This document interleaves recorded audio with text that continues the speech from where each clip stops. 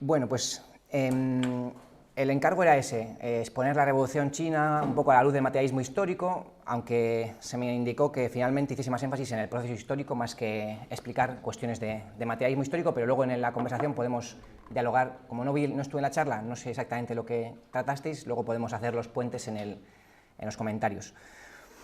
Bueno, la Revolución China es una de las grandes revoluciones del siglo XX, importantísima, llena de experiencias que nos son útiles hoy en día para conocer, bueno, cómo es la organización de un partido comunista rumbo a la toma del poder, cómo trazar la estrategia, cómo saber quiénes son los amigos de la revolución, los enemigos de la revolución, encontrar en qué etapa histórica nos encontramos, cuáles son las tareas de la etapa histórica a las cuales se debe el Partido Comunista. También hay un montón de reflexiones sobre cómo debe organizarse a lo interno el Partido Comunista, cómo debe formarse su militancia. Así que, aunque es verdad que la revolución bolchevique es la que dio el pistoletazo de salida, ¿no?, a la nueva etapa histórica de la crisis general del capitalismo y la aparición del campo socialista, pues la Revolución China es su primer gigantesco hijo y es el proceso revolucionario que ha implicado de manera directa a más millones de personas. Y el proceso de construcción socialista de China es el proceso de modernización más multitudinario de la historia de la humanidad. Entonces, la experiencia china es una escuela gigantesca. Hay cosas que, por supuesto, no son aplicables a nuestro contexto porque es un país, o era un país semicolonial, semifeudal, con muy poquita clase obrera, pero hay un montón también de cuestiones universales. Y luego la otra cuestión es, bueno, todo lo que esta lucha, la lucha que guió el Partido Comunista de China, es parte, ha sido parte y sigue siendo parte de la lucha de la clase obrera internacional, y es necesario que la clase obrera, también en el Estado español, conozca esa experiencia, se solidarice con ella, la defienda, se nutra, refuerce su confianza y su confianza en sí misma, sabiendo lo que ha llegado a hacer la clase obrera y el Partido Comunista en otros países. Entonces, estudiar la Revolución China, tanto lo que tiene de particular como tratar de comprender lo que hay en ella de universal, todo eso, tanto para aumentar nuestra comprensión del materialismo histórico, del desarrollo del siglo XX, de la lucha contra el imperialismo, para aprender a organizar el Partido Comunista, para un montón de cuestiones es una gran escuela. Y lo que vamos a hacer énfasis en la parte que dirigió el Partido Comunista del 21 al 49, porque ya sabéis que en 1840 es cuando Inglaterra interviene, invade, ataca a China con la primera guerra del opio, y de entonces hasta el 49, cuando China es liberada, ocurre al mismo tiempo tres cosas. Es el siglo de humillación, es un siglo en el que década tras década todas las potencias coloniales van arrancando concesiones, territorios a China. Es al mismo tiempo la etapa en la que China pasa de ser una gran sociedad feudal se convierte en una sociedad semifeudal y semicolonial, semifeudal porque las potencias coloniales empiezan a hacer inversiones capitalistas, y semicolonial porque pierde control sobre su territorio y se ve forzada a firmar un montón de acuerdos abusivos. Y es al mismo tiempo la etapa de la Revolución China, o sea, el pueblo chino se levanta contra la opresión colonial y feudal y semifeudal desde 1840. Y bueno, ahí vemos, aquí está resumido en imágenes. Esto es un dibujo chino de la toma de las agresiones que sufrió China, ¿no? El oso ruso, por supuesto zarista, ¿no? Este oso desaparece cuando los bolcheviques toman el poder. La rana francesa, los ingleses, los estadounidenses, los japoneses. Aquí, esto es un dibujo europeo repartiéndose el país. Fundamental la aparición de la Revolución de Octubre para todos los pueblos que estaban luchando por su emancipación, y finalmente Mao en 1949 proclamando la fundación de la República Popular. El índice aproximado de lo que vamos a ver es esto. Primero, una introducción geográfico-demográfica, un poco para situarnos básicamente en el mapa y en la distribución poblacional. Después, un apunte de todo lo que tiene que ver con la revolución antifeudal y antiimperialista antes del Partido Comunista de China, o sea, de 1840 a 1919. Estos van a ser solo apuntes para que todos seamos conscientes de que no comienza todo cuando surge el Partido Comunista de China. Lo que pasa es que el Partido Comunista de China encarrila un movimiento que existía y lo conduce de manera correcta hasta la victoria. Y después vamos a profundizar en la revolución de Nueva Democracia, vamos a ver luego qué es esa revolución de Nueva Democracia, porque lo que se produjo en China en 1949, lo que venció fue una revolución de Nueva Democracia, no fue una revolución socialista, y pues luego, nada, apuntado la transición al socialismo y el proceso socialista del 56 a la actualidad, solamente también para no dejar el fleco. Bien, de la introducción geográfico-demográfica, aquí tenéis el mapa de China, que tiene forma de gallo, dicen los chinos, ¿no? Ahí tenéis la cabeza, la zona de Manchuria, o que se conoce como Manchuria, y no vamos a entrar ahora a la cuestión de las diferentes regiones, solamente poner en el mapa los lugares que os suenan o que conoceréis. Aquí está Beijing, aquí veis el río amarillo que hace esta tremenda curva y desemboca aquí el río Yangtze, que desemboca en Shanghái. Las otras ciudades conocidas por todo el mundo, Hong Kong y Macao, ¿no?, que eran hasta los 90 propiedad inglesa y portuguesa. La provincia de Cantón, que en chino se llama Guangdong, esta es la provincia de Cantón, que también habéis oído hablar todos, donde se habla cantonés y demás. Bueno, el Tíbet, Xinjiang, donde los uigures, Kashgar es la capital de Xinjiang. Aquí está Xi'an, que es donde yo estoy estudiando, que es el punto de partida de la Ruta de la Seda. La Ruta de la Seda salía por aquí, por el corredor del Gansu, hacia el Asia Central. Bien, eso es todo lo que de momento me interesa indicar en el mapa. A nivel de accidentes geográficos, pues ya sabéis, China protegida por la máxima cordillera montañosa del mundo, por aquí arriba unos desiertos que hacían imposible el asentamiento de ninguna sociedad agrícola. Ahí lo único que se desarrolló fue, eso sí, el poderoso imperio mongol, las tribus mongolas que se unificaron en el siglo XIII, pero veis que toda esta parte es montañosa o desértica, y esta parte de aquí es muy fría. Desde el norte de China se llegan a ver las auroras boreales. Bien, debido a esta composición geográfica, la distribución poblacional de China es así. Y esto lleva siendo así desde hace 100 años. No nos importa ahora los datos absolutos, que son ya de hace un tiempo, no son exactos. Esta mancha de aquí es Xi'an. El caso es que, trazando esta diagonal, el 95% de la población aproximadamente vive en este lado, y aquí, pues, solamente pequeñas poblaciones dispersas. Ya veis que solamente en la región en torno a Guangzhou, Shenzhen, que son dos ciudades chinas continentales, que están la una enfrente de la otra, Hong Kong y Macao, pues vive tanta población como en España. Bien, vamos a ver unas pocas cosas de la revolución antifeudal y antiimperialista antes de... Aquí os traigo un grabado de 1840, de la época, cuando llegó el acorazado inglés, barco de vapor, uno de los productos de la revolución industrial burguesa inglesa, y destruía a los viejos barcos, los juncos chinos, que ya os habréis visto más de una vez con esas velas típicas.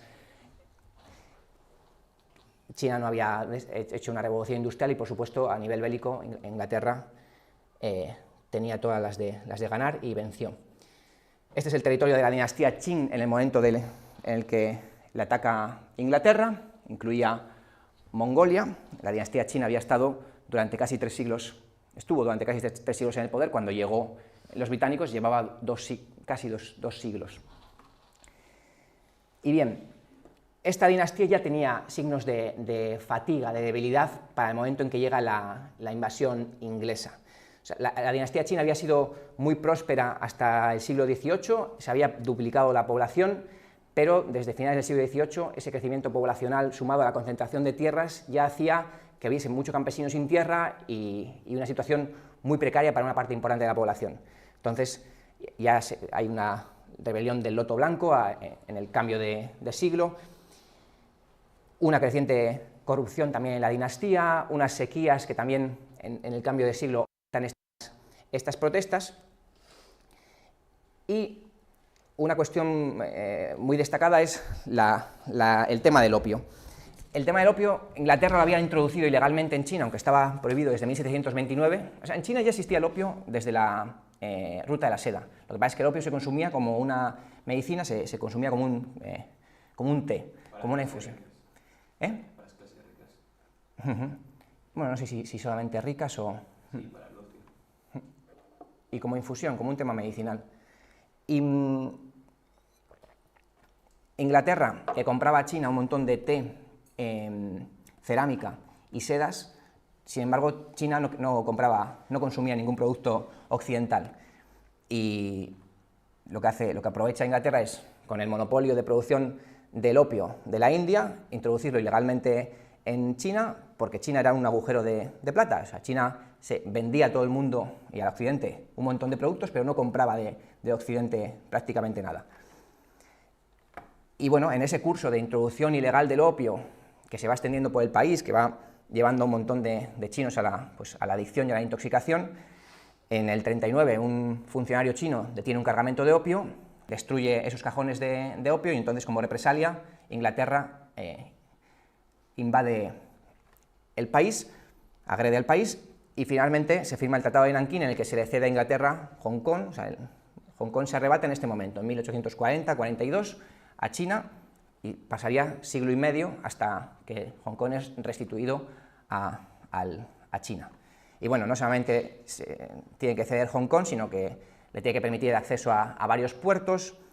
Los ingleses que están en China no se ven sometidos a la legislación china, sino a la legislación inglesa, y tiene que pagar China 500 toneladas de plata a Reino Unido, ¿no? Bueno, pues estas concesiones que Reino Unido le arranca, unos años más tarde, a través de diferentes presiones, pues tiene que cederlas también a Estados Unidos y a Francia.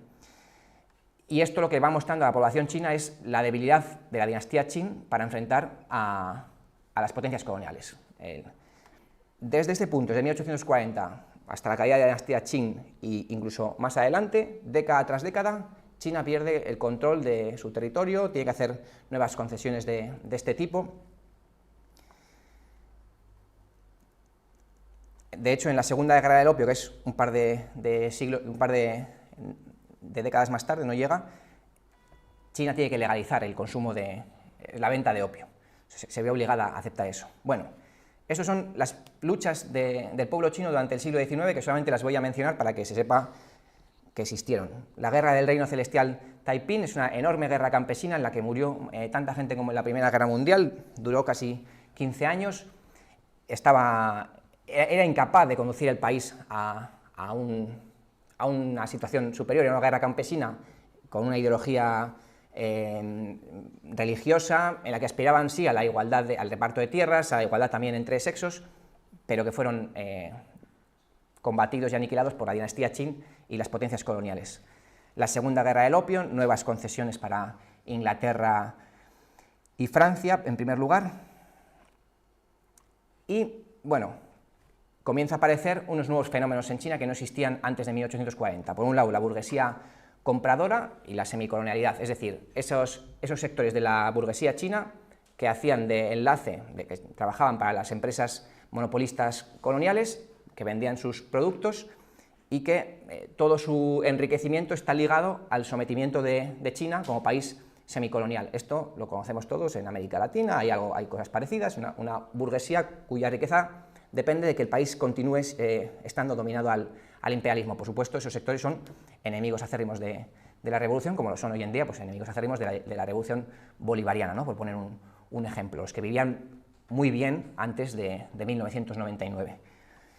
Y surge también el capitalismo burocrático, o sea, unos sectores de la burguesía china vinculados al Estado que, a través de esas palancas políticas, monopolizan negocios y consiguen beneficios, pero claro, eso impide incluso la competencia en el marco capitalista, o sea que lastra incluso el desarrollo capitalista del país, lo que se convierte en una traba también para la burguesía nacional china. La burguesía sin palanca política ve a esos sectores corrompidos, vinculados a los sectores reaccionarios, como un problema para sus propios negocios, ¿no? Entonces, por eso la masa del pueblo chino, desde la clase obrera hasta la burguesía nacional, se conseguiría llegar a unir contra estos elementos que son agentes internos del imperialismo.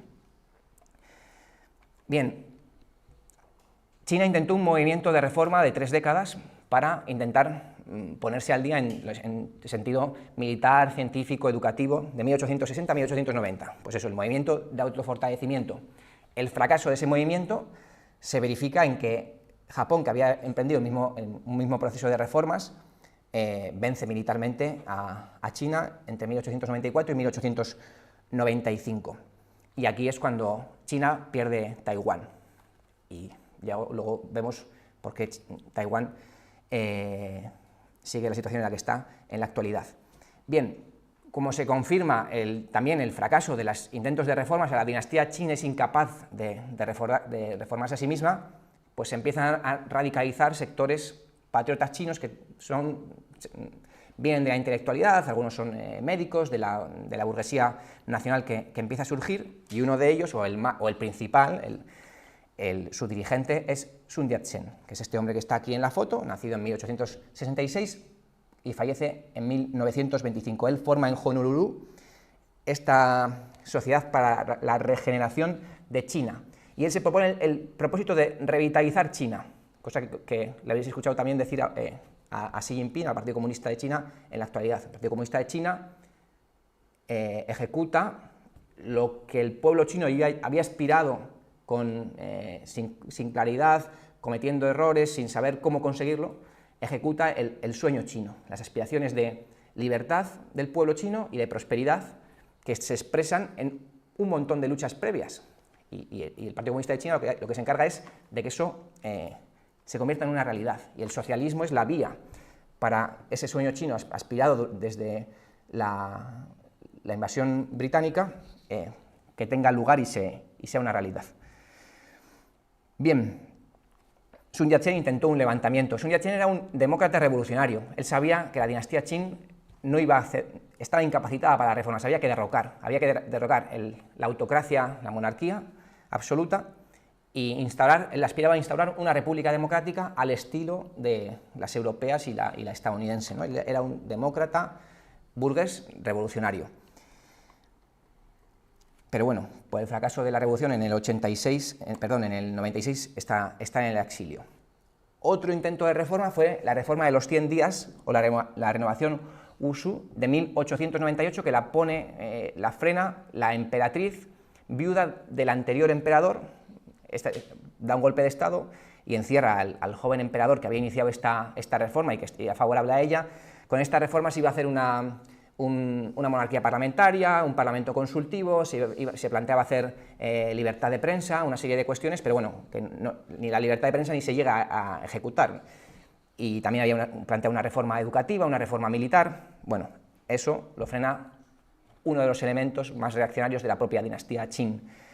Entonces, claro, todo esto lo que va es confirmando que ese movimiento de reformas no es válido, el movimiento campesino que había habido hasta entonces tampoco había conseguido.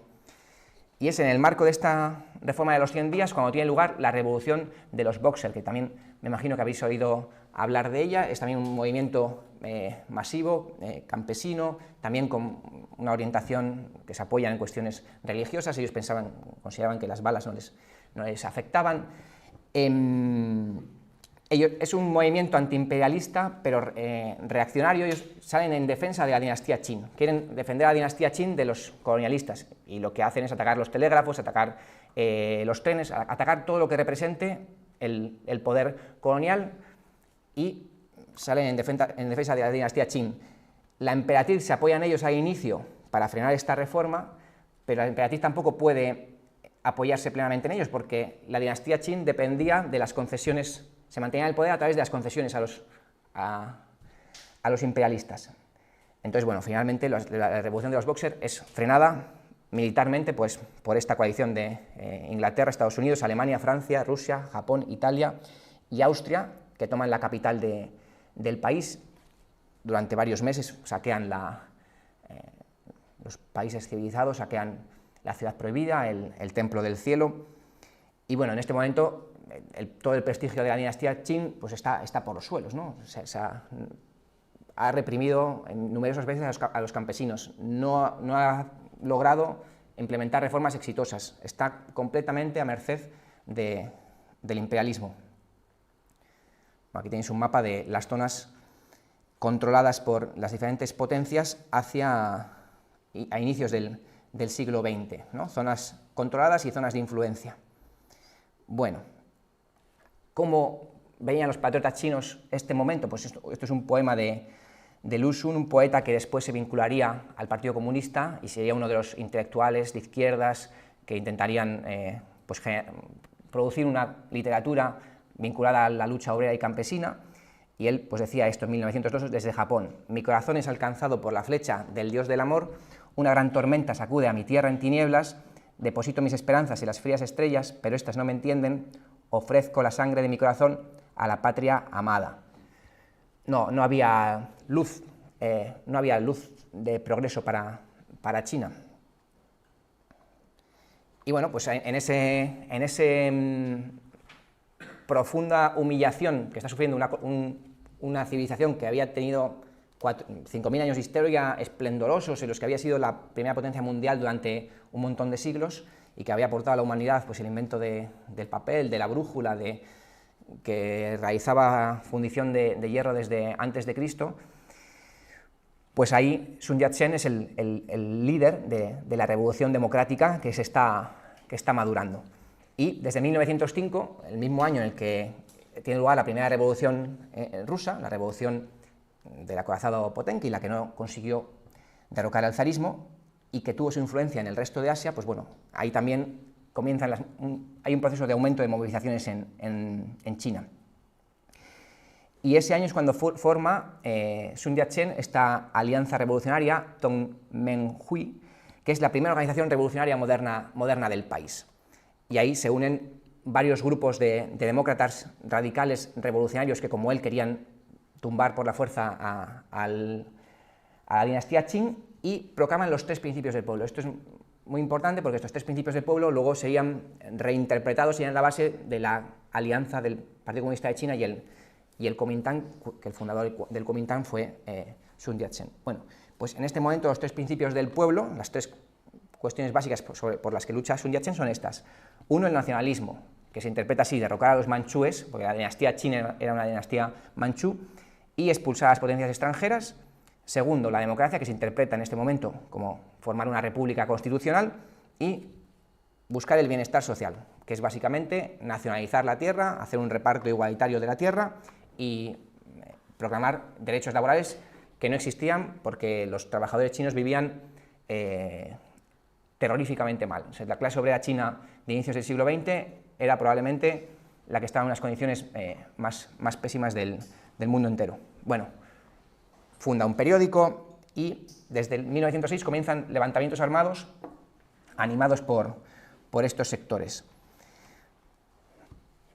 Esto culmina en la revolución de Xinhai, que es la que derroca a la monarquía china.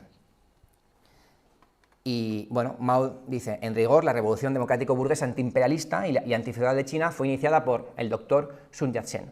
Hasta entonces había habido diferentes movimientos, pero no habían clarificado la idea de derrocar a la dinastía Qin y crear una nueva sociedad, como sí lo había hecho Sun Yat-sen, ¿no? Desde entonces, desde que aquí se derroca a la dinastía Qin, el poder reaccionario de China ya nunca se rehace. De aquí al 49, el poder reaccionario controla diferentes partes del territorio, pero en ningún momento vuelve a consolidar su poder como lo había tenido hasta entonces. Y también se abre la idea de la liberación de China se empieza a hacer cada vez más palpable para el pueblo.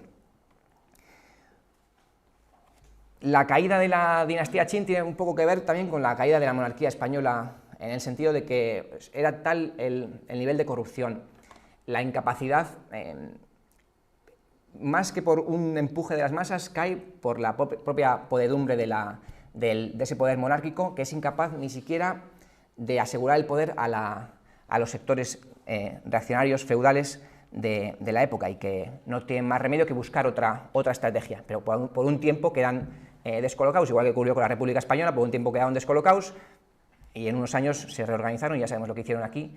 Pues en China también trataron de hacer lo mismo, porque también la burguesía china era débil y tampoco consiguió, cuando tumbó a la dinastía Qin, no consiguió establecer un poder fuerte y cohesionado que consiguiese reprimir a a la feudalidad, no consiguió hacer una dictadura de la burguesía china.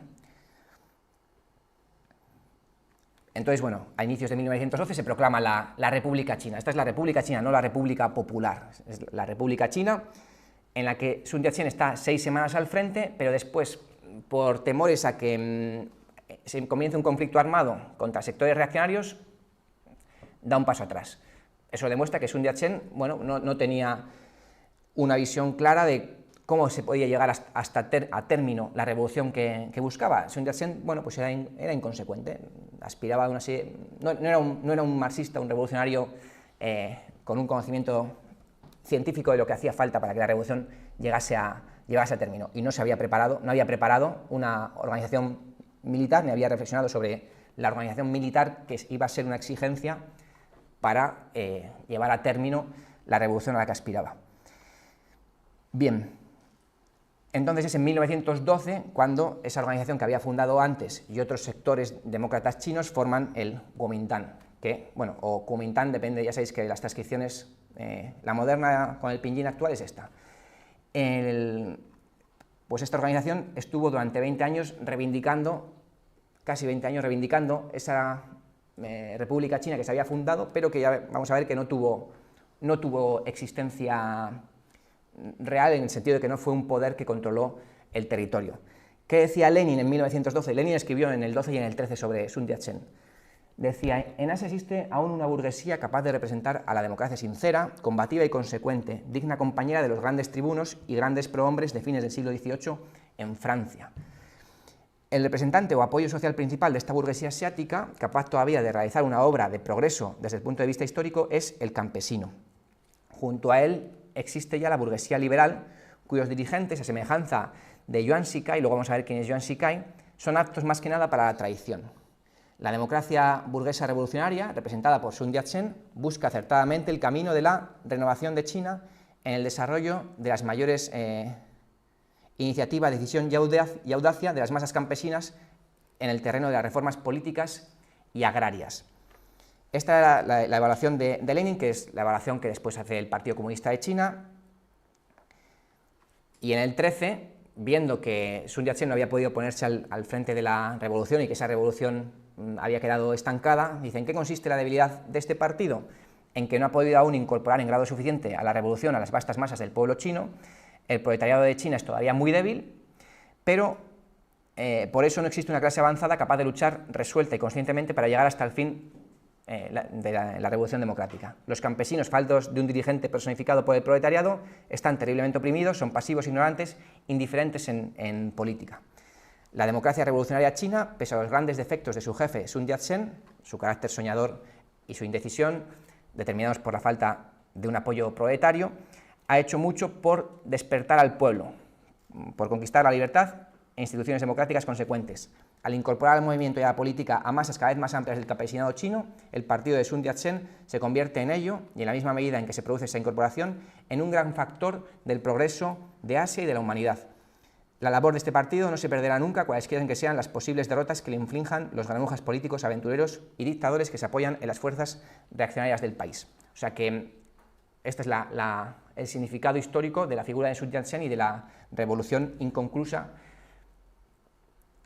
Pues bueno, el que se proclama después presidente y se autoproclama emperador es Yuan Shikai en 1915, que muere en el 16, y al morir en el 16 el que era el presidente de la naciente república, pues comienza el periodo de los señores de la guerra. O sea, China queda fragmentada, dominada según las provincias por un cabecilla militar que tiene que domina a un ejército, controla un territorio, y que entre ellos luchan entre sí.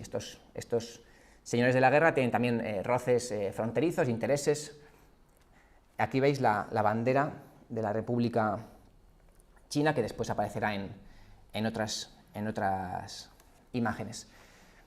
Bien, pues Sun Yat-sen tiene que estar en el exilio desde el 13, pero regresa en el 16, y en el 17 se mueve por el país tratando de formar un gobierno de protección de la Constitución. China está atravesando un contexto de caos. Y en el 19 vuelve a reunir el Kuomintang. Bien, de la dominación de los caudillos militares, pues bueno, aquí tenéis un mapa, esto es de 1925, que no importa mucho, pero para que veáis, esta es la parte que estaría controlada por el Kuomintang, y en la única parte en la que habría, por ejemplo, los derechos de prensa y sindicales, y donde estaría el Partido Comunista de China trabajando en legalidad. Esta zona de aquí está dominada por un caudillo militar, estas dos zonas aliados del Kuomintang, pero todos los demás eran enemigos, y la capital pues estaba, de hecho, el gobierno reconocido por otros países no era el del Kuomintang, era el de los señores de la guerra que ocupaban Beijing. Bien, en ese contexto de crisis, que habíamos leído antes un poemita, unos versos de ese poeta, pues la intelectualidad sigue buscando el camino de la liberación de China, y se desarrolla el movimiento de nueva cultura en 1915 entre estos sectores universitarios, profesores y alumnos que están buscando qué es lo que puede hacerse para que China recupere el control sobre sí misma y se libre de la explotación colonial y emprenda un proceso de modernización. Y ahí es cuando Chen Duxiu, que sería uno de los fundadores del Partido Comunista de China y que después se desviaría hacia posiciones trotskistas, pero bueno, este hombre fundó la revista, primero la revista La Juventud, después se cambió el nombre a la Nueva Juventud, y allí pues estarían pregonándose ideas de defensa de la democracia, de defensa de la ciencia, una crítica a la ideología feudal, al confucianismo, y una búsqueda de la modernización cultural. Pues claro, esta revista aglutinaría, iría conectando a sectores intelectuales del país. Y tiene una fase de desarrollo del 15 al 19, y luego vamos a ver que del 19 al 21, estas intelectuales conectados en torno al movimiento de nueva cultura dan un paso hacia el marxismo, por supuesto, con el punto de apoyo de la revolución bolchevique, y entonces esto pasa a ser una primera escuela de cuadros, un espacio del que se destacan intelectuales que luego formarían el Partido Comunista de China. Bien, entonces la revolución de nueva democracia, luego vamos a ver lo que es esto, comenzaría en este punto. Este punto es en el que ha fracasado la vieja revolución burguesa que dirigía el primer Sun Yat-sen, la idea esta de que la burguesía tendría que hacerse con el poder, igual que lo había hecho en Francia, en Inglaterra, y que había instaurado un parlamento democrático. Esto lo habéis escuchado a Xi Jinping decirlo varias veces, que en China el único camino era el socialismo. En China se intentó la reforma, se intentó el régimen burgués, y que se ha probado históricamente que el único que podía salvar a China es el socialismo. Por eso no lo dice Xi Jinping porque sí, sino lo dice porque fueron hechos históricos. Entonces entra el marxismo en China y comienza esta etapa de revolución de nueva democracia. ¿Por qué se llama revolución de nueva democracia? Porque no es la vieja revolución democrática. La vieja revolución democrática consistía en levantar al pueblo, ya sabéis que todas las revoluciones burguesas las ha hecho principalmente el campesinado, levantar al pueblo contra la feudalidad para instaurar a la burguesía en el poder. Pues, por ejemplo, en Francia, el reparto agrario, entregar tierra a los campesinos, es una medida de la revolución burguesa, entregar al campesino en propiedad su tierra para que la explote, comercialice y se desarrolle el mercado y la explotación capitalista. Bueno, pues la revolución de nueva democracia se inspira, por un lado, en las condiciones específicas de China, pero es que esas condiciones ya se habían dado antes en otros países. Ya sabéis que en 1905 lo que plantea Lenin en Rusia es que la burguesía rusa no es capaz de derrocar al zarismo. Antes de movilizar al campesinado y a la clase obrera, se va a echar en brazos del zarismo. Entonces hay que hacer una revolución democrático-burguesa dirigida por la clase obrera y el campesinado, que no busque acabar con el capitalismo y acabar con la propiedad privada, sino que busque instaurar el poder de la clase obrera y el campesinado para el desarrollo también de la industria privada. Esa hipótesis que había planteado Lenin para 1905, que no se cumple en 1905, que se consigue en febrero del 17, lo que pasa es que en Rusia, de febrero del 17 a octubre del 17, se hace posible que la clase obrera tome el poder y empiece a sentar las bases para construir el socialismo, ¿no? Bueno, pues Lenin dijo, China va a tener su propio 1905, su propia revolución, que está encaminada a ser encabezada por la clase obrera y el campesinado. Pero bueno, en China el proceso fue uno pues muy distinto que el de Rusia, porque cada país tiene sus condiciones y tiene su desenvolvimiento. En la propia historia del Partido Comunista de China, estos comentan esta frase, ¿no? La salva de los cañones de la Revolución de Octubre trajeron el marxismo-leninismo a China. Y con el nacimiento del Partido Comunista en China, acontecimiento tan trascendental que hizo época, la Revolución China empezó a mostrar una nueva fisonomía.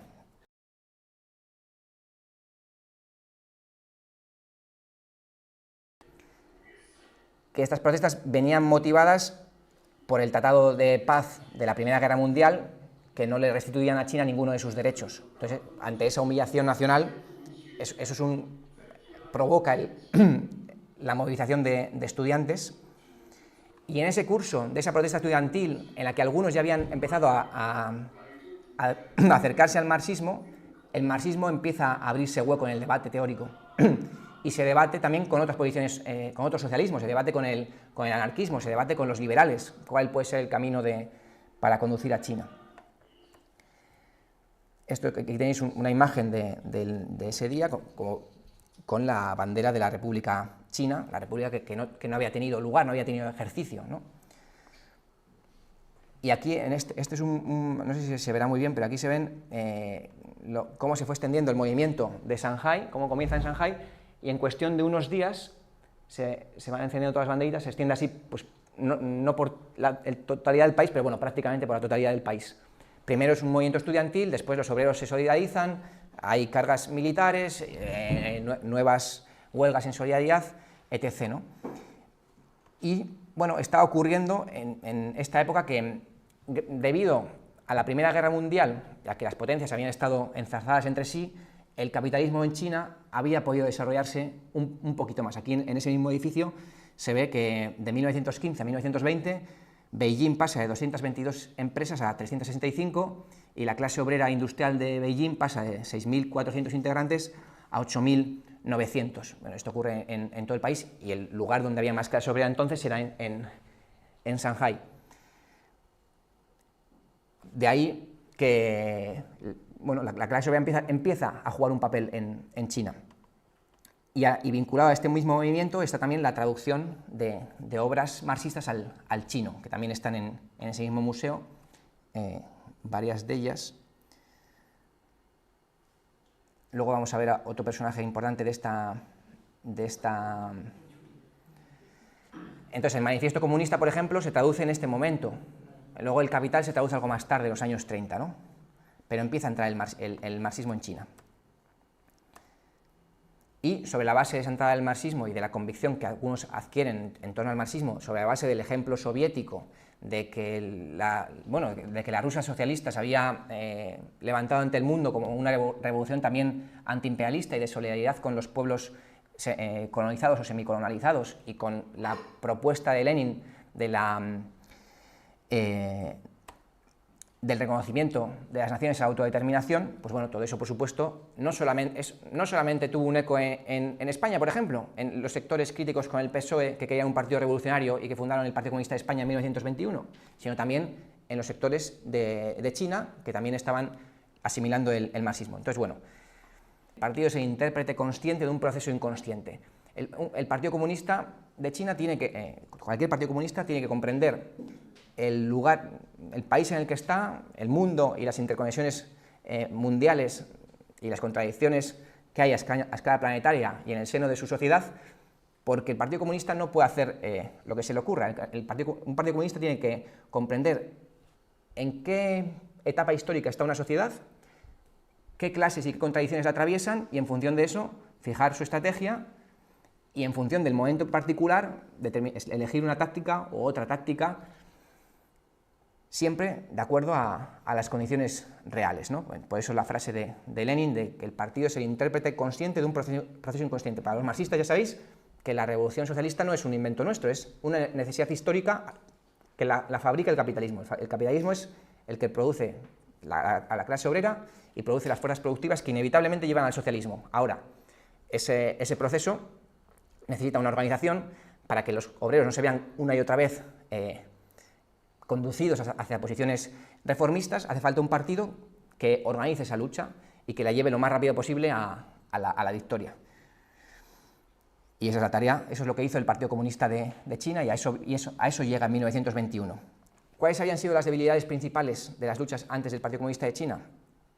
Pues dos. Primero, que no se sabía quiénes eran los verdaderos amigos y enemigos de la revolución y contra quién, cuál era el objetivo exacto de la revolución, y tampoco se había sabido articular un movimiento de masas con duración. Y esto era el factor que principalmente, ya habíamos visto, hemos leído a Lenin, que le achacaba a Sun Yat-sen y al Kuomintang. Bueno, pues esto sería lo que el Partido Comunista de China vendría a resolver. Pero estos eran necesidades objetivas de la Revolución China, necesidades objetivas para que el pueblo chino se liberase y saliese de la situación en la que estaba, y contra la cual el pueblo chino estaba luchando, porque el pueblo chino estaba luchando. Aquí tenéis a Li Dachao, que es otro de los fundadores del Partido Comunista de China, y es uno de los que hizo los primeros artículos exponiendo los fundamentos del marxismo, defendiendo la dictadura del proletariado, defendiendo la idea de partido, explicando las bases del marxismo con solvencia. Y él fundó en 1920 la Sociedad de Estudios de la Doctrina de Marx. Durante 1920, o sea, antes de la formación del Partido Comunista de China, se empiezan a formar los primeros círculos que ya no solamente son personas que estudian marxismo, sino que además de estudiar marxismo hacen publicaciones periódicas para llegar a sectores de la población y toman contacto con los obreros, hasta el punto de que, por ejemplo, en noviembre de 1920 crean una organización sindical, la primera organización sindical creada por comunistas, tiene lugar en Shanghái, y pues también se dedican a la oposición de las corrientes socialistas no marxistas, a defender el marxismo, y también fundan en agosto la Liga de la Juventud Socialista. Pues bueno, de estos círculos, otros después formaron por su cuenta un Partido Comunista de China cuando descubrieron que ya había uno fundado, porque claro, imaginaos que las regiones estaban cada uno controlada por un caudillo militar, la información no fluía en cuestión de semanas, entonces luego se vio que pues, otros habían fundado un partido comunista o lo habían intentado, y cuando descubrieron que había ya uno, pues se unieron, ¿no? Esto no es un proceso limpio de principio a fin, sino que, pues ya os podéis imaginar, en el reino del caos y la ebullición.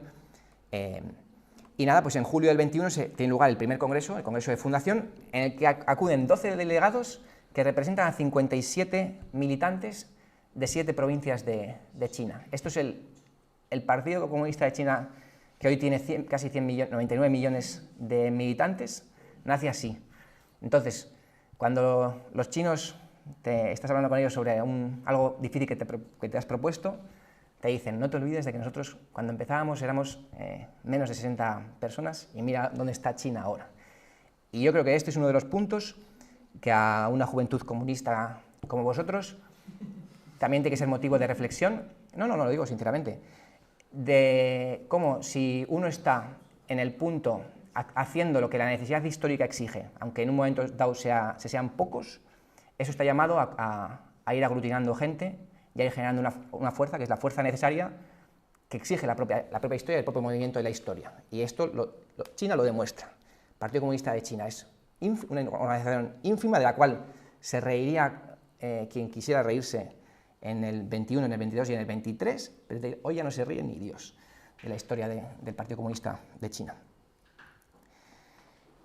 Bien, claro, por supuesto ese congreso era con muy poquita gente, ahí no se produce un análisis exhaustivo de la realidad china, ni se traza una estrategia. Ahí lo único que se reconoce es que el Partido Comunista de China es parte de la Internacional Comunista, que su objetivo es la construcción del socialismo y del comunismo, que defiende la dictadura del proletariado, es decir, los fundamentos de mantener un partido revolucionario firme, leninista, en oposición a los partidos socialdemócratas de la Segunda Internacional, ¿no? Pero aquí no da más que para eso el primer congreso. Ahora, aquí tenéis la fundación en el 21 con 57 miembros, en el 22 tiene 195 miembros, de los cuales solo 21 eran obreros, en el 23 432, en el 25 994 a inicios del 25 y a finales llega a los 10.000 militantes, después veremos por qué. En el 27 58.000 militantes, en el 28 10.000, luego veremos también por qué. En el 34 300.000 militantes, en en el 37 40.000, y también veremos por qué. En el 40 800.000, en el 45 1.200.000, en el 47 2.700.000, en el 49 4,5 millones, en el 56 más de 10 millones, y la última recuento oficial que se hizo, que fue en diciembre del 23, o podemos decir en el 24, eran 99.200.000 militantes. En la historia del Partido Comunista de China, la reflexión que se ha hecho sobre sus 100 años de historia, dice esta frase: durante estos 100 años el partido ha liderado al pueblo en sangrientas luchas sin rendirse ni ante 100 reveses. Bueno, pues esto no es poesía, ni es exageración de ningún tipo, ya vamos a verlo un poco. Bien.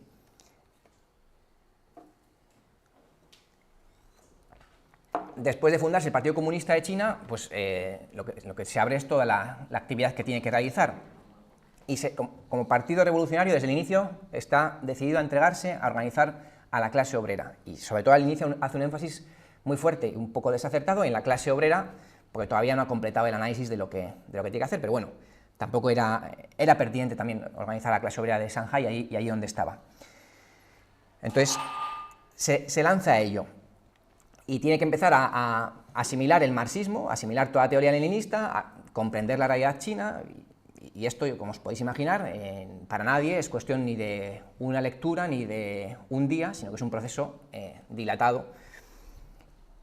¿Y cuál es en el 1922 la tarea que considera primordial? Pues esforzarse por estudiar la realidad objetiva de China y encontrar de este modo la solución propia a los problemas del país. Para esto, la Internacional Comunista fue un punto de apoyo indispensable para la fundación del Partido Comunista de China, tanto al inicio como una guía constante. En enero del 22 tiene lugar el primer congreso de los partidos comunistas y las organizaciones revolucionarias nacionales de Extremo Oriente, o sea, no estaba solamente reducido a los comunistas, y ahí pues, se aclaran para todos estos sectores la teoría leninista de la cuestión nacional y por dónde tiene que ir el objetivo de China. El Partido Comunista de China no puede plantearse solo la lucha por el socialismo, le hace falta un programa de mínimos, un programa de la etapa de revolución de ese momento, y ahí se aclara que el objetivo de China, de la revolución vigente en ese momento, es liberar al país del yugo extranjero y derrocar a los gobernadores militares. Esa es la primera premisa. No era acabar con el minúsculo capitalismo chino. En mayo del 22, el Partido Comunista de China convoca el primer Congreso Nacional del Trabajo, donde reúnen a diferentes representantes de la clase obrera de diferentes tendencias. Y ahí hay 162 delegados de diferentes corrientes, y el Partido Comunista de China propone estas consignas que son aceptadas: abajo el imperialismo, abajo los caudillos militares, viva el Partido Comunista de China. O sea, estos son los primeros objetivos que tienen que cumplirse. Y en junio comienzan a hacer un plan, pues eso, de reclutamiento de obreros, que lo que se traería serían nada más que unas pocas decenas, y empiezan a crear células en fábricas y en minas. Y en julio del 22 tiene lugar el segundo congreso. Bueno, pues en ese congreso de julio del 22 ya sí se proclama el programa de la revolución democrática, antiimperialista y antifeudal. O sea, esa es la revolución que tiene que hacer China en ese momento de la historia. Luego sí, también reconoce en su programa máximo que esto no es más que la fase actual, la etapa actual, pero que el objetivo del partido es la construcción del socialismo y del comunismo. ¿Cómo analiza el programa del 22 la situación de China? Pues China queda caracterizada como un país semicolonial y semifeudal, como un Estado semidependiente manipulado en lo político y económico por las fuerzas imperialistas del capital internacional, controlada políticamente por el sistema feudal de los caudillos militares y los burócratas, obstáculo extraordinario para el desarrollo de la naciente burguesía, y de ahí la importantísima significación del movimiento revolucionario democrático. O sea, ya desde el 22 el Partido Comunista de China tiene claro que todo el que lucha por la democracia en China, todo el que quiere realizar una lucha revolucionaria democrática, es aliado del Partido Comunista de China, porque en eso consiste la fase de la revolución de ese momento. Y el programa es derrocar a los caudillos militares, acabar con la opresión del imperialismo internacional dentro de China, unificar el país como república democrática, y que si no se resuelve esto, es imposible pasar a la etapa del socialismo, y que la clase obrera china, para adquirir derechos, para poder tener derecho de reunión, de palabra, tiene que conseguir este objetivo. Y para ello, ¿cómo se puede realizar esa tarea? Pues con un frente único, democrático, en el que cooperen varios partidos. Bueno, el frente único no tiene que ver solamente con la cooperación de varios partidos, también con la unión sindical y más cuestiones, ¿no? Pero ya en el 22 queda fijada la idea de que hay que unirse a otros partidos, y obviamente los otros partidos es, en primer lugar, el Kuomintang, ¿no? También se dan cuenta de que las masas campesinas es el mayor factor del movimiento revolucionario, o sea, no se trata solamente de organizar a la clase obrera. Son conscientes de que van a llegar a incorporarse a este movimiento las masas pequeño-burguesas de la ciudad, y que también se va a acabar levantando la naciente burguesía nacional china, porque ese sistema de los caudillos militares y los burócratas impiden incluso el desarrollo de la burguesía nacional china. Y en todo este proceso, pues, la clase dirigente va a ser la todavía pequeña clase obrera china, pero que no puede parar de crecer, y además es la clase más cohesionada y la única capaz de unir a todas las demás y dirigir a todas las demás.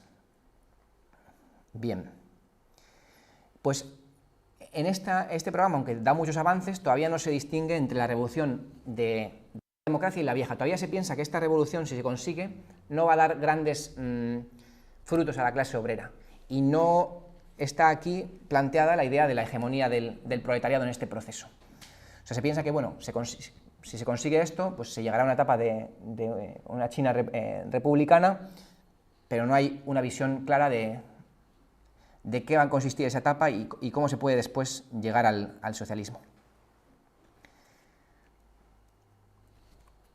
Bien, mientras sucede esto, mientras se forma el Partido Comunista de China y empieza a plantear su programa, hay un proceso de ascenso del movimiento obrero.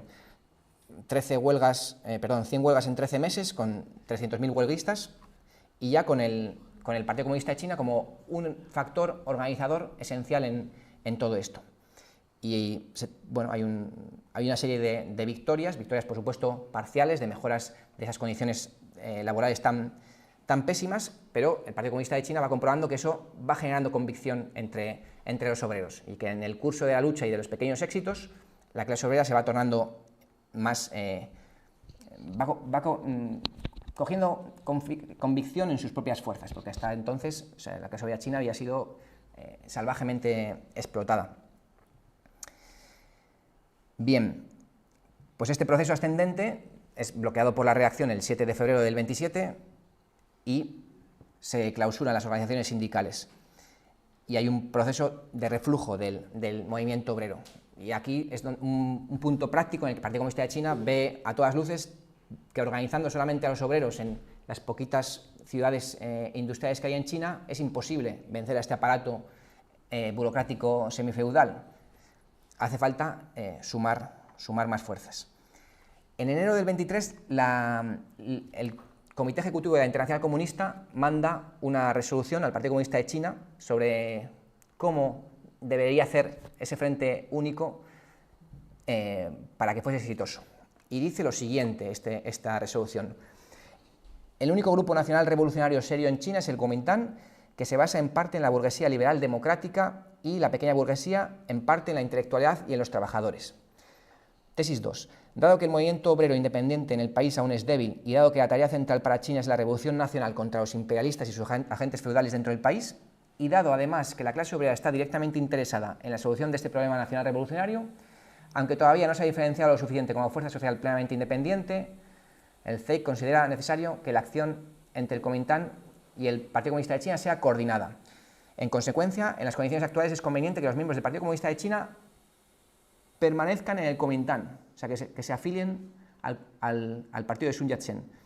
Pero esto no debe hacerse a costa de borrar los rasgos políticos específicos del Partido Comunista de China. El partido debe mantener su organización independiente con un aparato estrictamente centralizado. Las tareas específicas más importantes del Partido Comunista de China son organizar y educar a las masas trabajadoras, construir sindicatos y así establecer la base para un poderoso partido comunista de masas. En ese trabajo, el Partido Comunista de China debe aparecer bajo sus propios colores, distinto de cualquier otro grupo político, evitando al mismo tiempo cualquier conflicto con el movimiento nacional revolucionario. En cuanto a la política exterior, el Partido Comunista de China debe oponerse a cualquier acercamiento del Kuomintang a las potencias capitalistas y a sus agentes, los señores de la guerra chinos y aquellos hostiles a la Rusia proletaria. Por otro lado, el Partido Comunista de China debe tratar de persuadir al Kuomintang para que una sus fuerzas con las de la Rusia soviética en una lucha común contra el imperialismo europeo, estadounidense y japonés, mientras apoye al Kuomintang en todas las campañas en el Frente Nacional Revolucionario. En la medida en que éste lleve a cabo una política objetivamente correcta, el Partido Comunista de China no debe fusionarse con él ni durante estas campañas arriar su propia bandera. O sea, el Partido Comunista de China no va a dejar de existir. Bueno, pues esta resolución de la Internacional de enero del 23 es asumida en el tercer Congreso del Partido Comunista de China en junio del 23.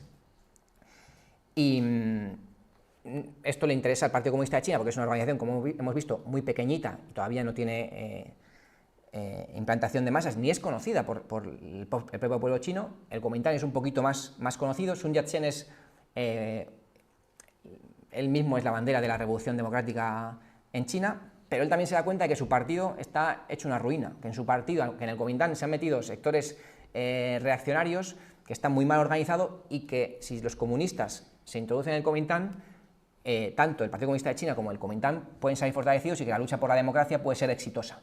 O sea, Sun Yat-sen no es un anticomunista, y él también al inicio aspiraba a la ayuda de Estados Unidos y de Inglaterra, pero se da cuenta de que Estados Unidos e Inglaterra no le ayudan y que el único país del momento que está dispuesto a favorecer que China no sea un país semicolonial es la Unión Soviética. Entonces,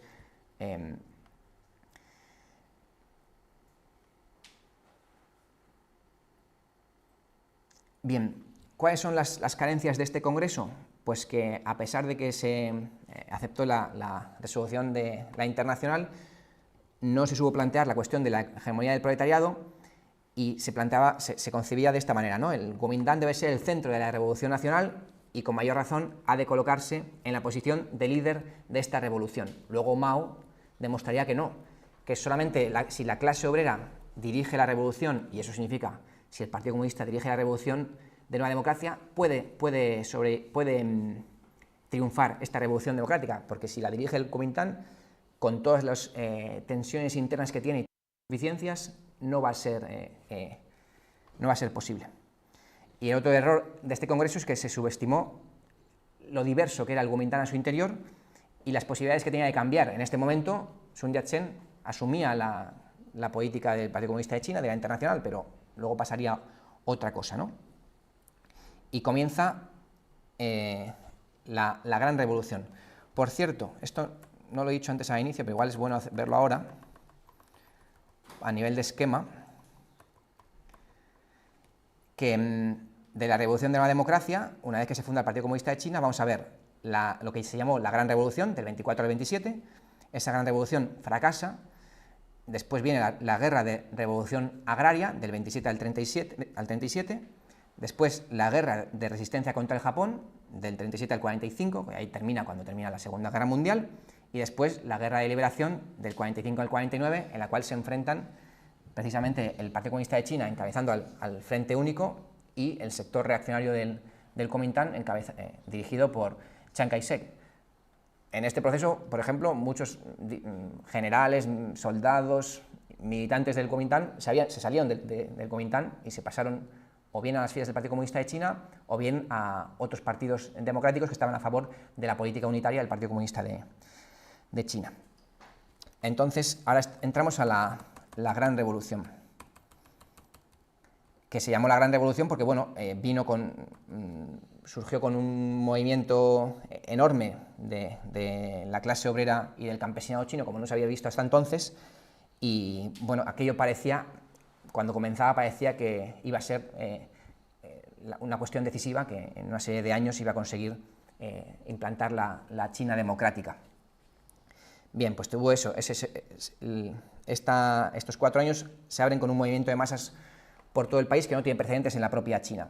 ¿Por qué? Pues porque una vez que ha pasado la Primera Guerra Mundial y que las potencias imperialistas se han rehecho en lo elemental de sus problemas internos, vuelven otra vez sobre China. Al volver sobre China, pues la opresión sobre el pueblo chino se recrudece y aumentan las tensiones. Aumentan también las guerras entre los caudillos militares que si habían incumbido a 55.000 soldados en 1917, para 1924 estas guerras entre caudillos están implicando a casi medio millón de chinos. Entonces, bueno, pues la proclama del Partido Comunista de China de abajo las potencias y los caudillos militares se pone aún más a la orden del día. Y lo mismo que la alianza con el Kuomintang, que también se pone más a la orden del día. Y ahora vemos entonces en el 25, en el momento en que el Partido Comunista de China y el Kuomintang van a empezar a colaborar, cómo es la situación del país. Bien, aquí hay muchas cosas que ya os he comentado y que no hace falta. Las fuerzas que tenía. Claro, el Kuomintang dirigía a decenas de miles de soldados. El Partido Comunista de China no tenía fuerza militar ninguna, en este momento todavía ninguna. De esas decenas de miles, parte de las tropas eran de caudillos aliados en los que el Partido Comunista de China sabía que no era posible confiar en ellos a largo plazo, pero bueno, es lo que había. Y era encima un ejército revolucionario, pero de viejo tipo. Esto estaba liderado por militares y con una disciplina militar de viejo tipo. Eso, el Partido Comunista de China también fundaría un ejército popular de liberación con otros criterios distintos. En los, Pues, por ejemplo, la autoridad absoluta, el maltrato a los soldados, y con Mao empiezan a reflexionar sobre el papel de la democracia en el ejército, siempre claro, no una democracia absoluta, porque también hay una disciplina militar, ¿no? Pero la disciplina militar de los ejércitos de este momento era absoluta. El responsable militar mandaba absolutamente sin ningún tipo de contestación ni...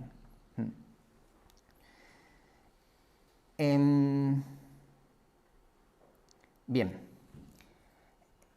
esta es la zona de Cantón en el veintitantos, en torno al 25 o al 30, y esta es la ciudad como se ve ahora. Luego, cuando el Partido Comunista de China reflexiona sobre lo que ocurrió con Sun Yat-sen y el Kuomintang en aquel momento, ¿no? Aquí os he traído un ejemplo de Chude, que fue un gran dirigente militar y miembro del Partido Comunista de China, el más importante, uno de los más importantes de aquel momento, ¿no? Él dice que con la ayuda del Partido Comunista de China, el doctor Sun Yat-sen, como demócrata revolucionario burgués que era, también sacó lecciones del fracaso de la Revolución de 1911 y tomó con valentía el camino de la cooperación con el Partido Comunista, con los obreros y campesinos y con la Unión Soviética Socialista. Esto lo digo, esta es la valoración del Partido Comunista de China sobre esta figura. Sun Yat-sen tiene esculturas, por ejemplo, en Guangzhou, en la capital de Guangdong, de Cantón. Se le reconoce como una etapa necesaria, como alguien que aportó ese inicio de la revolución con unas insuficientes, pero que luego encima se alió con los comunistas. O sea, es una figura querida y respetada, no es un mero revolucionario burgués a despreciar. Bien, en esa cooperación entre el Kuomintang y el Partido Comunista de China, los soviéticos dan ayuda militar, también asesores, al gobierno de Guangzhou, ese gobierno en el que Sun Yat-sen está a la cabeza. En el 24, el Kuomintang celebra su primer congreso, en el cual hay 165 delegados y 20 de ellos son comunistas.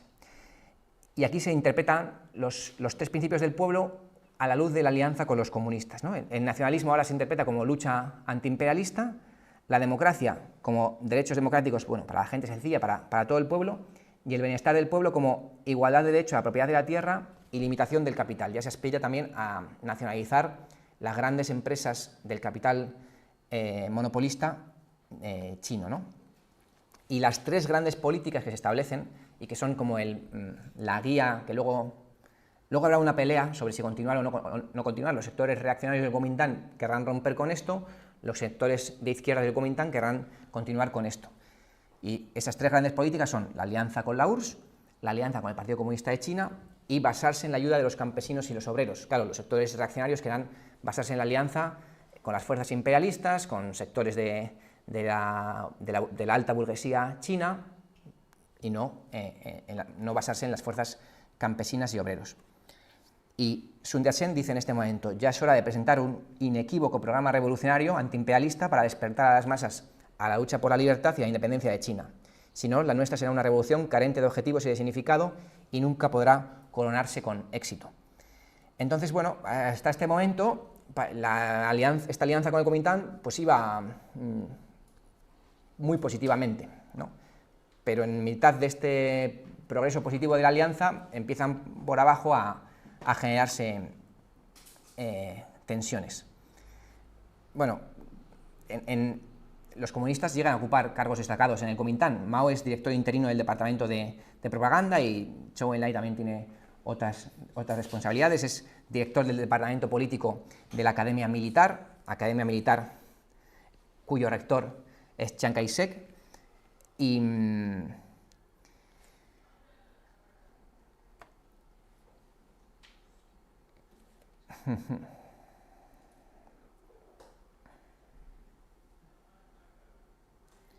bien, es en este momento cuando asciende la lucha democrática en el conjunto del país, cuando en el Comintern empiezan a aparecer tensiones entre los que siguen la línea marcada por Sun Yat-sen y los que reniegan, porque en el Comintern no hay solamente representantes de la pequeña burguesía y de la burguesía nacional dispuestos a apoyarse en el campesinado, sino que también hay representantes de los terratenientes y de la burguesía compradora, ¿no?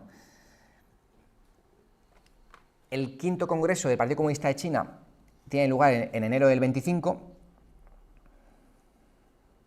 y aquí es cuando la hegemonía del proletariado ya queda clarificada. O sea, hay que conseguir en este proceso de alianza con el Comintern que la clase obrera sea cada vez el más fuerte y más capaz de orientar todas las acciones y de dirigir todas las acciones del campesinado en primer lugar, de la pequeña burguesía por otro, y que no sea la burguesía nacional la que se convierta en la dirección de esta lucha democrática.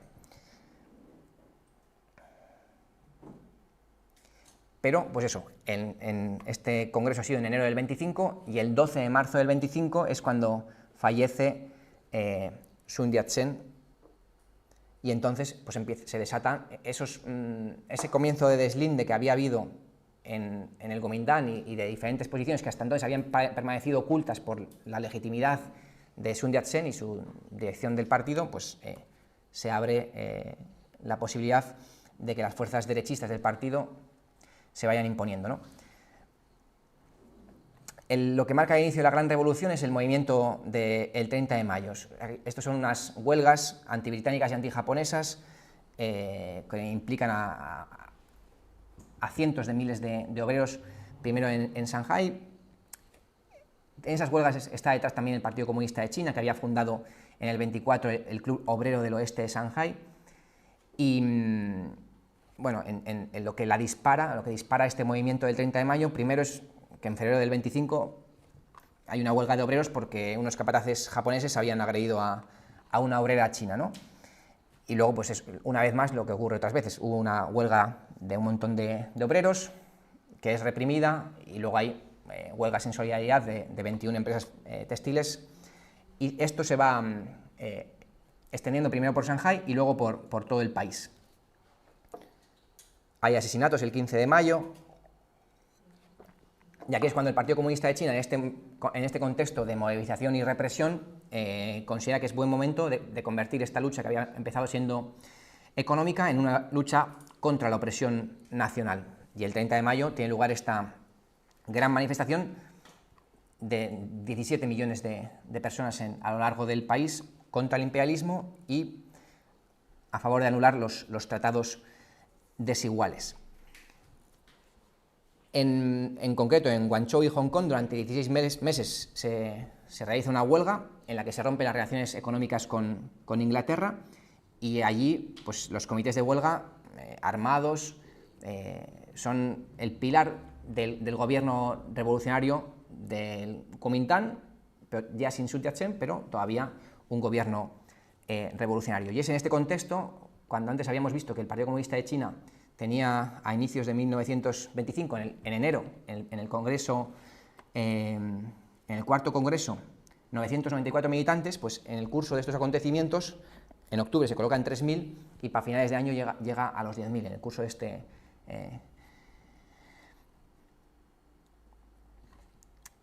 Y bueno, ante este crecimiento del Partido Comunista de China y de las tensiones con los diferentes sectores con los caudillos militares, y lo que deciden es, bueno, tratar de asentarse en ese lugar que habíamos visto de Cantón, asentar ese espacio como un lugar firme, como una retaguardia de la revolución, para iniciar la expansión del control del Kuomintang y el Partido Comunista de China por el resto del país contra los caudillos militares, ¿no? Eso es lo que, esto es lo que se conoce como la Expedición del Norte. Esa Expedición del Norte va, ya que como el Partido Comunista de China y el Kuomintang se han ido fortaleciendo, se ven capaces ya de ir atacando paulatinamente a los señores de la guerra, uno por uno, porque con todos no pueden, aprovechar que tienen entre ellos enfrentamientos, que no van a cooperar entre sí, que les cuesta mucho cooperar. ¿Cuáles son las fortalezas que tienen esos caudillos militares? Pues que los respalda el imperialismo, que tienen el control del gobierno central, que reconocen otros países, salvo la Unión Soviética, por supuesto, y que tienen recursos financieros y materiales y una mayor fuerza militar. O sea, esos caudillos militares controlan a 700.000 soldados, mientras que el Kuomintang y el Partido Comunista de China nada más que a 100.000.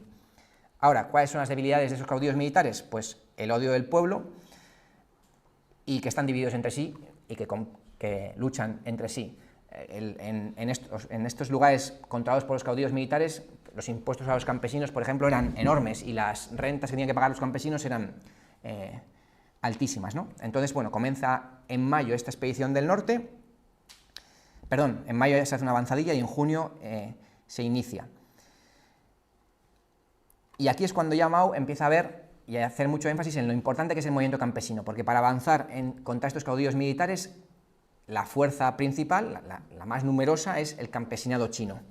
Y el campesinado necesita que se reduzcan las rentas, necesita tierra, entonces ir obteniendo transformaciones para el campesinado y organizando su lucha va necesariamente la mano. Y esto es la cuestión central a ir resolviendo para que la revolución de nueva democracia triunfe. Bueno, pues habían empezado la expedición en junio y el 10 de octubre toman Wuhan, ¿no? O sea, y después afianzan el poder, afianzan la organización popular en las zonas del centro de China. Aquí, del finales a ver, ¿dónde está el dato exacto? De noviembre del 26 a enero del 25, por ejemplo, en Hunan las asociaciones campesinas pasan de 400.000 integrantes a 2 millones, ¿no? En cuestión de 3 meses. Y además esos 2 millones de campesinos son 2 millones de hombres campesinos que están vinculados a su familia. O sea, al final 10 millones de campesinos están organizados en estas asociaciones campesinas, ¿no? La mitad de la población. Total, que se empieza a desencadenar una revolución en el campo que no tiene tampoco precedentes en la historia de China, y Mao ve que esto es el pilar fundamental para poder seguir venciendo a los caudillos militares.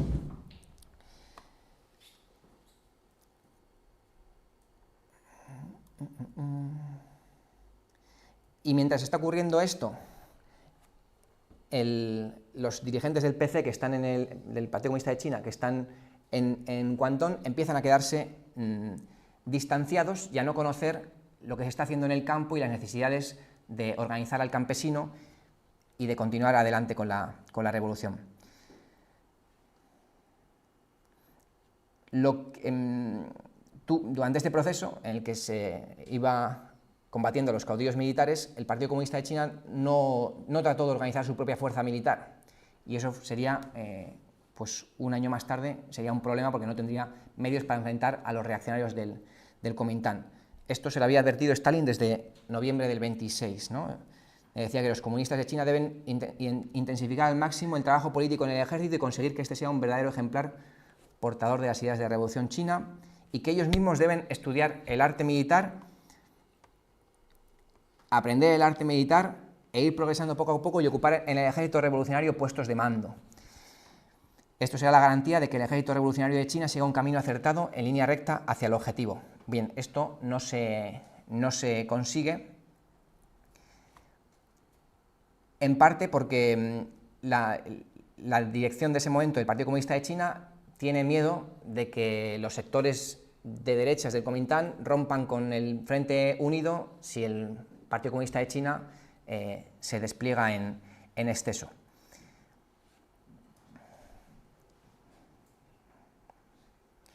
Y en este mismo momento es en el que Chiang Kai-shek sí que está aumentando en el Kuomintang en sus cotas de poder. Entonces el Partido Comunista está dejándole el camino abierto a Chiang Kai-shek para continuar apoderándose del Kuomintang, hasta el punto de que Moruo, que es uno de los el que escribió la primera historia de China desde la feudalidad, la primera historia marxista de China, el 9 de abril del 27 veían que Chiang Kai-shek o Jiang Jiechi no es el comandante en jefe de nuestro ejército revolucionario nacional, sino el personaje central de todos los reaccionarios, o sea, todas las fuerzas contrarrevolucionarias están detrás de él. Permaneciendo en el seno del Kuomintang es aún más peligroso que los enemigos que están fuera del Kuomintang. O sea, tanto la Internacional Comunista como el Partido Comunista de China veían que aquí se aproximaba un problema. Lo que pasa es que el Partido Comunista era todavía muy débil como para prepararse contra lo que se venía. Y en este momento existe este debate en el Partido Comunista sobre qué hacer ante el dilema que hay. Hay un sector de derechistas del Kuomintang que busca que la revolución no progrese, y por otro lado hay masas campesinas que están cada vez más organizadas, como hemos visto, aumentando en unos meses las asociaciones campesinas. Entonces, ¿qué hay que hacer? ¿Refrenar a las masas sus aspiraciones de transformación o combatir a los derechistas del Kuomintang? Bueno, pues Chen Duxiu tenía miedo a combatir a los derechistas y que los derechistas rompiesen el Frente Único y un Partido Comunista débil quedase aislado. Y Mao decía, por el contrario, que hay que poner término inmediatamente a todo comentario contra el movimiento campesino y corregir cuanto antes todas las medidas erróneas que respecto a él han tomado las autoridades revolucionarias. Solo impulsando el movimiento campesino se puede contribuir al desarrollo de la revolución. Y en diciembre del 26, la Internacional Comunista decía lo mismo: el temor de que la intensificación de la lucha de clases en el campo debilite el Frente Unido Antiimperialista carece de fundamento. Si no abordamos con audacia la cuestión agraria, si no damos el apoyo requerido a las demandas económicas y políticas prácticas de las masas campesinas, la revolución estará en peligro. Negarse a situar la cuestión de la revolución agraria en primer plano dentro del programa de Movimiento de Liberación Nacional, por temor a perder la cooperación indecisa e incierta de un estrato de la clase capitalista, es incorrecto. Bueno, pues este problema, que lo señaló Mao, pero Mao todavía no era el gran dirigente del Partido Comunista de China, era un dirigente destacado, pero sus opiniones estaban en cuestión. La dirección derechista del Partido Comunista de China no afrontó estos problemas. Y bueno, a finales de marzo del 27, ya la expedición del norte había tomado Shanghái, acaba de tomar Shanghái y Nankín.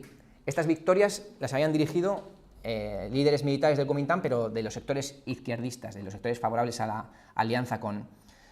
Y es en este momento cuando barcos de Inglaterra y de Estados Unidos bombardean Nankín, bombardean a la población de Nankín. Y Chiang Kai-shek lo que busca es aliarse con el imperialismo para tratar de mantener el control sobre China. Lo que pasa es que todavía no lo había hecho hasta ese momento porque los comunistas le eran necesarios para vencer contra los caudillos del norte y colocarse él como el representante como el interlocutor directo con los imperialistas en China, ¿no? Entonces, Chiang Kai-shek también va moviendo posiciones paulatinamente porque necesita por un tiempo el Frente Unido para sus propios intereses. Pero eso, el 12 de abril, Chiang Kai-shek se dirige contra los comunistas y empieza a reprimirlo, ¿no? Y se produce una purga de detención y matanza de comunistas por todo el país. Y entonces queda el gobierno de Wuhan, en el que siguen cooperando el Partido Comunista de China y el Kuomintang. Y este gobierno expulsa a Chiang Kai-shek del Kuomintang el 17 de abril. Chiang Kai-shek funda su propio gobierno el 18 de abril y por un tiempo hay tres poderes: el poder de los caudillos del norte en Beijing, el poder en Nanjing de Chiang Kai-shek y el gobierno de Wuhan, que es el gobierno en el que también están los comunistas. Pero también en el gobierno de Wuhan comenzarían a querer desprenderse de los comunistas. La expedición del norte continúa y tiene lugar el quinto congreso del partido del 27 de abril al 10 de mayo. Los dilemas que tenía que resolver ese partido son estos. Una de dos, o se profundiza la revolución en los lugares donde se había conseguido organizar a campesinos en el centro de China, o se expande la revolución hacia otros. Había que resolver cómo orientarse. Y a la hora de avanzar había que decidir hacia dónde avanzar, si hacia el norte, hacia los caudillos que seguían quedando por el norte, o hacia Chiang Kai-shek, que estaba en Nankín y Shanghái. Un error izquierdista que se comete en ese congreso era considerar que Chiang Kai-shek representaba a toda la burguesía nacional china, y que entonces la burguesía nacional china había renunciado a la revolución. Chiang Kai-shek era representante en este momento de los terratenientes chinos y del imperialismo. Y hubo también errores derechistas en este congreso. O sea, se confió en exceso en el gobierno de Wuhan, se pensaba que el gobierno de Wuhan era un gobierno de alianza de la clase obrera, del campesinado y la pequeña burguesía, y que era un gobierno sólido desde el que seguir construyendo la revolución, y pues esto supuso una posición no vigilante respecto a ese gobierno que poco más tarde también traicionaría a los comunistas. Este congreso se promulgó a favor de lo que había dicho Mao de la revolución agraria, pero lo sometió a la aprobación del dirigente del gobierno de Wuhan, lo cual dejaba esa aprobación de la revolución agraria en papel mojado. No hubo tampoco en este congreso reflexiones sobre la elaboración de tropas militares dirigidas por el partido, y aunque se criticaron los errores derechistas que se habían cometido, se mantuvo como principal responsable del partido a Chen Duxiu, y tampoco se previeron errores de izquierda que iban a tener lugar, que tendría lugar muy, muy cerquita. Y nada, el 15 de julio el responsable de ese gobierno de Wuhan da la espalda a los comunistas. La viuda de Sun Yat-sen ya les dice que el Kuomintang, siguiendo con esa política, ya no es el Kuomintang de Sun Yat-sen, y que no cuenten con ella para nada.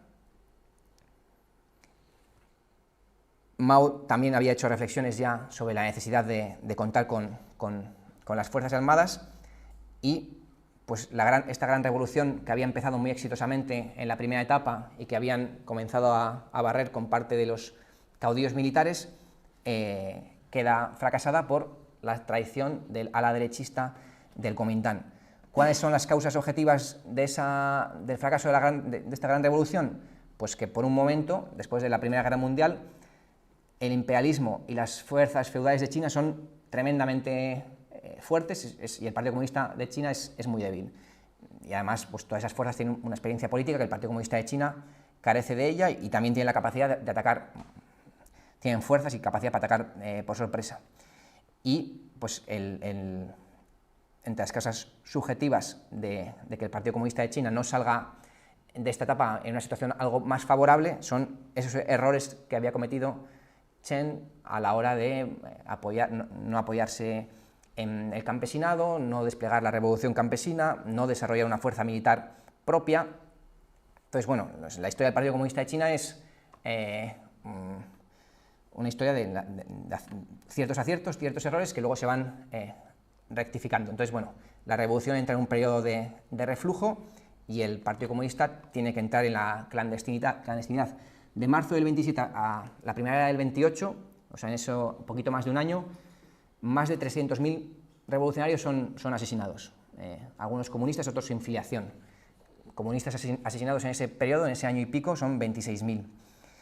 Y entonces el partido pasa, no solamente por esto, pasa de 60.000 a 10.000 militantes, porque algunos militantes quedan desconectados de la organización, porque no hay forma de comunicarse, la organización queda desestructurada en un montón de lugares del país. También hay gente que deja el partido porque la situación es tan dura. También se producen delaciones. Bien.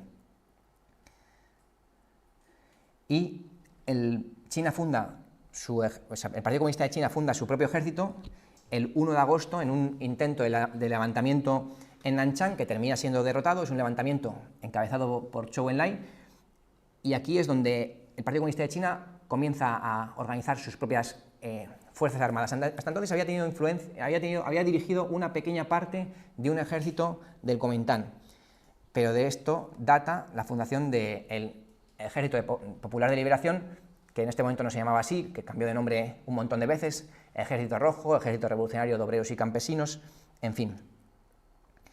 Y en la reunión del 7 de agosto, después del fracaso de este alzamiento de Nanchang, Mao dice: de ahora en adelante es preciso prestar gran atención a los asuntos militares. Hay que saber que el poder político nace del fusil. Entonces, las contribuciones de Mao en la cuestión militar campesina se abrirían camino, se irían evidenciando a finales de los años 20, inicios de los 30, de que eran acertadas, y por eso Mao se iría convirtiendo en el líder del Partido Comunista de China.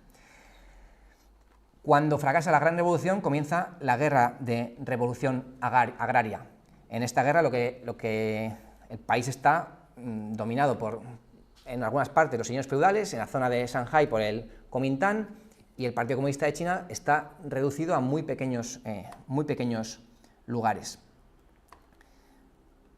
Creo que tengo... Mao ya sigue reflexionando, ¿no? El error de nuestro partido cometido en el pasado consistía en pasar por alto los asuntos militares, y desde ahora debemos dedicar el 60% de nuestras energías al movimiento militar, conquistar y construir el poder político por la fuerza de las armas. Para granjearnos su simpatía total debemos confiscar las tierras de los terratenientes, no solo de los grandes, sino de todos los terratenientes, y entregarlas a los campesinos. Esta idea de expropiar todo o parte a cuantos terratenientes, a los campesinos ricos, iría fluctuando. Habría momentos en los que para mantener el frente unido, por ejemplo, con los japoneses, no era necesario expropiar a los terratenientes, había terratenientes más decentes, pero si a los que habían sido más hostiles con el campesinado, pues se les expropiaba. A otros que habían sido menos hostiles, como era más prioritario mantener el frente unido, durante la resistencia contra el Japón, pues se les... ¿no? Entonces, esa política de a qué terratenientes expropiar, si a todos o a unos pocos, se ajustó en función de las circunstancias.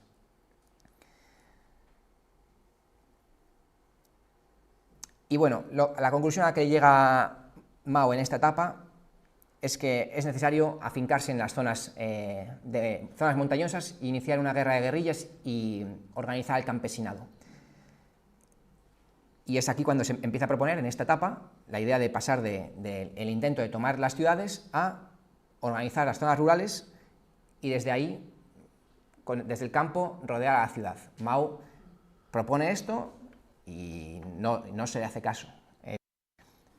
A pesar de los éxitos en las montañas de Yingan, que ahora, hoy en día, están estas esculturas y otras más que podéis mirar si miráis en Google, porque es, bueno, la cuna de la Revolución China, el lugar donde se mantuvo la llama.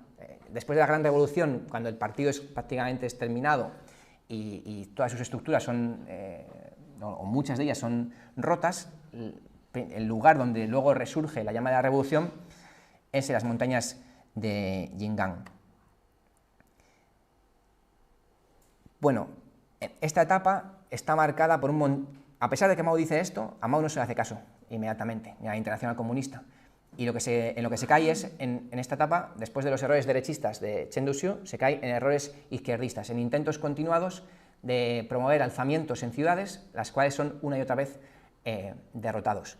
Bueno, pues en el curso de esas derrotas en los diferentes intentos de tomar ciudades, pues se va abriendo camino la idea de Mao de formar bases revolucionarias en el campo que vayan logrando una transformación de la economía del campesinado, o sea, que vayan ya ejerciendo la revolución campesina, y en ese curso se vayan formando unas fuerzas capaces, en otro momento, en otra coyuntura, de ir venciendo al enemigo. Pero ¿qué pasa? Que esta organización, lo que se puede considerar una organización prudente y selectiva, teniendo la dirección izquierdista de aquel momento, consideraba que esto era una desviación derechista. Entonces, por ejemplo, a Mao o a Zhou Enlai rechazan sus posiciones en ese sentido por considerarlas desviaciones campesinas, falta de convicción en la revolución, etc. etc., ¿no?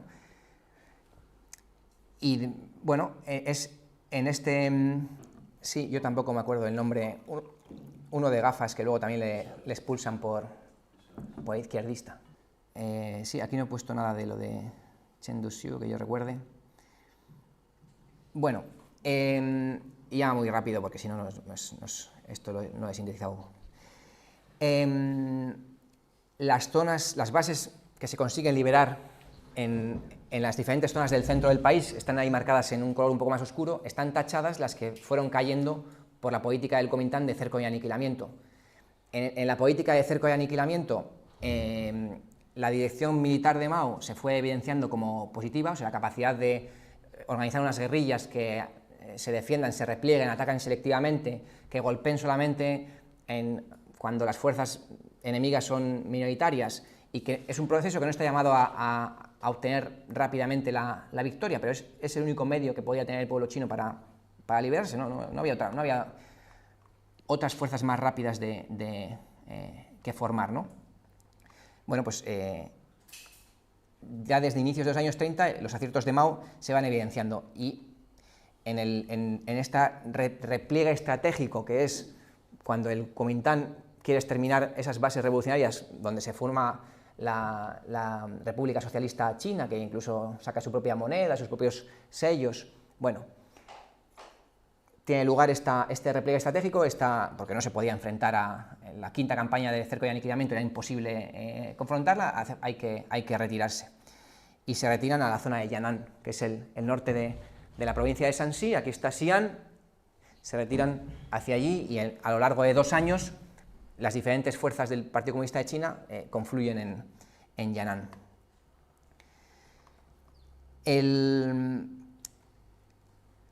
La siguiente, es que me alargo muchísimo.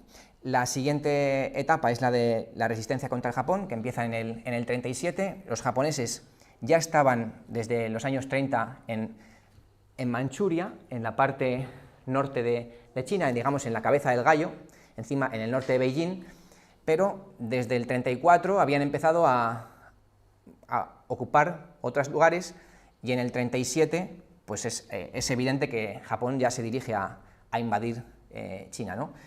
Y ahí pues hay un esfuerzo titánico del Partido Comunista de China por formar un frente único con el Kuomintang, y de nuevo sectores del Kuomintang que están a favor, sectores que están en contra.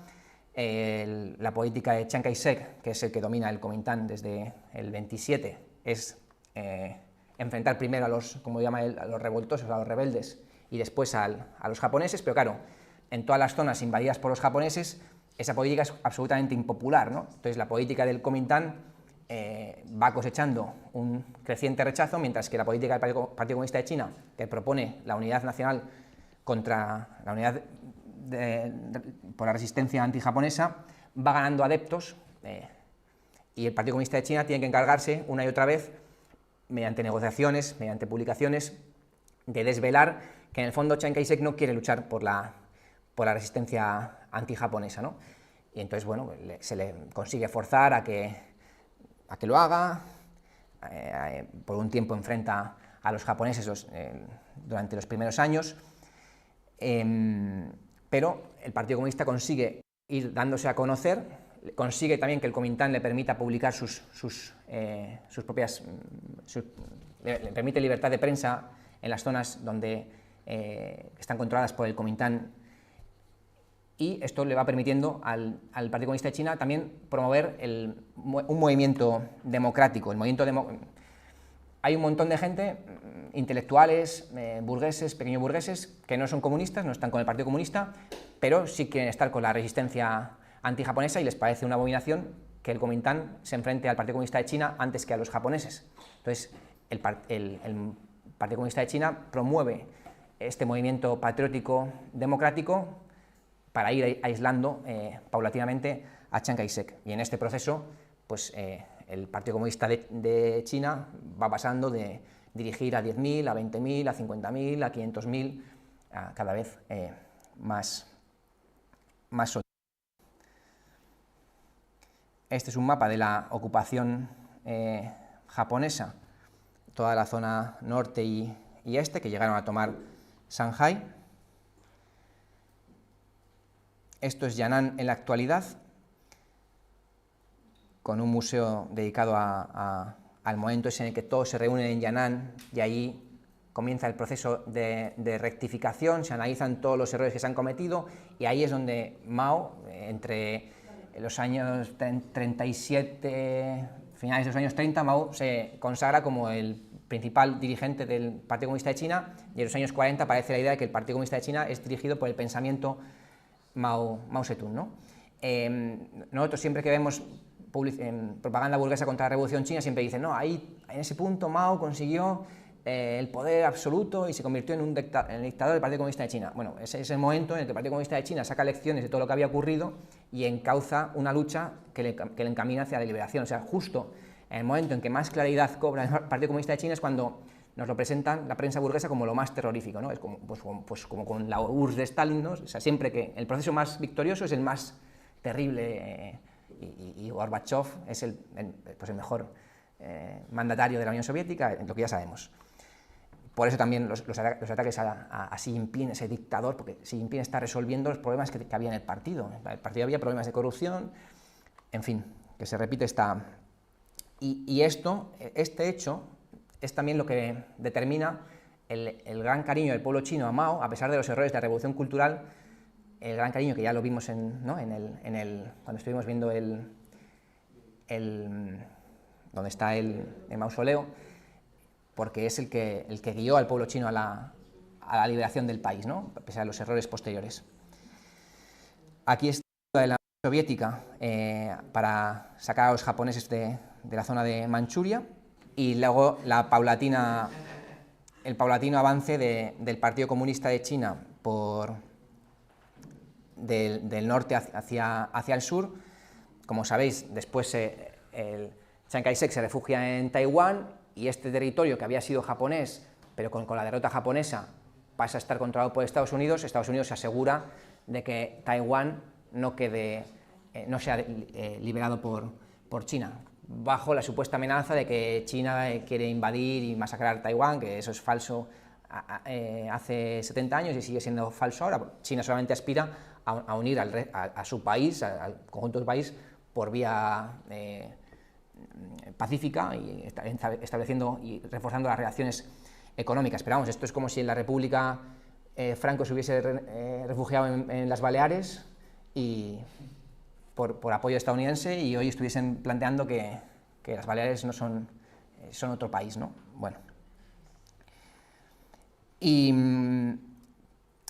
una vez que tiene lugar la victoria de ese Frente Unido, del cual solamente se ha desgajado el sector reaccionario del Kuomintang, que se ha fundado incluso un Kuomintang que está dentro del Frente Unido y que sigue existiendo hoy en China, porque el sistema político chino contemporáneo, que tiene 7 partidos aparte del Partido Comunista de China, es hijo del Frente Unido, primero antijaponés y después contra Chiang Kai-shek.